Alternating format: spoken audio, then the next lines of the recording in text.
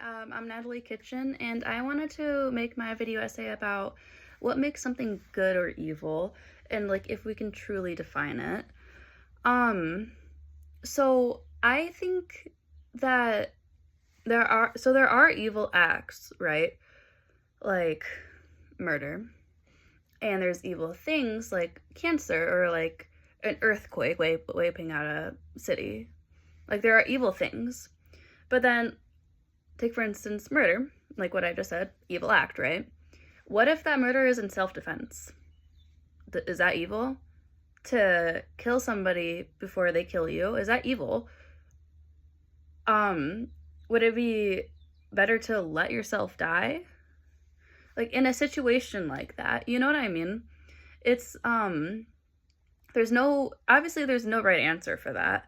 But like if we think about it like in the court of law, you're not gonna get you might get like a year or two, maybe, if you kill somebody in self-defense. But if you kill somebody in like cold blood murder, you'll be getting a lot more time. But it's still murder. You're still committing the act of taking a life, whether it be innocent or not. Um, so like I said, I do think that there are truly evil things, but I want to look into like what philosophers and religions like Christianity says about that. So I asked one of my Christian friends the other day, I'm like, hey, why do you think that we have good and evil? I've been thinking about this a lot personally, just because like of everything that's happened, like in my life and like our society today. Like, why is there so much bad? Um, and she said that she thinks it started when Satan made Eve eat the forbidden fruit. So this story, Eve is on Earth, and God tells her, "Hey, do not eat this apple. Like whatever you do, don't eat it." And she's like, "Okay, I won't eat it." And then Satan comes down to Earth, takes the form of a snake, and manipulates her into disobeying God and eating the apple. He's like, if you eat this apple, you'll gain the knowledge of God. You'll know what good and evil is and like what the difference is. And she's like, oh my God, I have to eat it. So she eats it. And then, I mean, according to Christianity, like good and evil just like was created. Before then, there were just acts that people did or that they did. So I think that's interesting because if, again, on a religious standpoint, if God didn't want us to know what good and evil is, why would he make that forbidden fruit? Why would he like even allow that to be on earth? So like it's an issue with free will because like everybody should be able to have free will, right? But what if that free will hurts somebody? Should they be able to have free will still? So looking at different philosophers, Locke says that good aligns with the gods, will, and natural law. He says, and then he says evil goes against natural law or disrupts peace. So because he believes in natural law and natural rights, stuff like that, he would define slavery as bad because slavery takes away somebody's freedom. Or like racism, bad because it takes away equality, which is again a natural right. And then on a different note, Hobbes, this one is really controversial. I like this one a lot. Hobbes in Leviathan, I don't know if I'm pronouncing that right, I'm sorry, quotes that good is what we desire, evil is what we avoid. And he said it's subjective and there's no universal standard. So I thought of this in two ways when I first read it. I'm like, okay, what if a serial killer desires to kill somebody? Does that then make his act good? Or is Hobbes talking about on a reasonable person standard? So like a reasonable person, just a reasonable person would say, I don't want to kill somebody, therefore it's bad.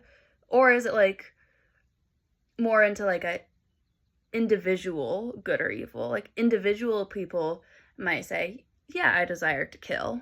Or, yeah, I desire to steal this thing, so then it's good because I wanted to. That was my biggest dream. I really, really wanted to. So it's good, according to Hobbes. So I think that's really interesting because, again, like, the reasonable person standard would say that, no, stealing is bad, but if I really, really, really want to, wouldn't that make it good? So I think that's really interesting. And also, the definition of good and bad changes a lot. Like, if you look into, like, different cultures, it's interesting. Like, for example, we eat cows. Like, we eat meat, all that kind of stuff. But then, like, people in India would never eat a cow. They worship the cows. Like, they think that eating a cow would be evil. But for us, it's like a regular Tuesday. Like, it's no big deal. You're having a piece of steak. So I think the definition of good varies between cultures, and then also the definition of evil, and also, like, throughout time periods. Like, for example, the Aztecs, they sacrificed people, like, especially kids, for their gods. They were like, we need to sacrifice you in order to have, like, sunny days, because they thought the gods were in control of that, and they wanted to please their gods by bringing them life. They didn't think it was bad at all. Like, they weren't doing it to kill. They were doing it for their gods. But now, if somebody were to do that, like, sacrifice somebody for our Christian God, they would go to jail. They might even go to a mental institution. I don't know. But we think that would be horrible, because sacrificing and murder is the same thing. You're still killing somebody. But they defined it differently. They didn't think that act of killing, no matter what it was for, was bad. So I think in conclusion, there are definitions of evil. There are evil things like cancer. But I don't know if, like, an act that a human does can be truly evil, because of how often the definition changes and who is defining it. Like, I have a different definition than somebody else, I'm sure. So how can we really know what is truly bad? Because of what society says. But, like, what if I'm on an island, like, stranded island?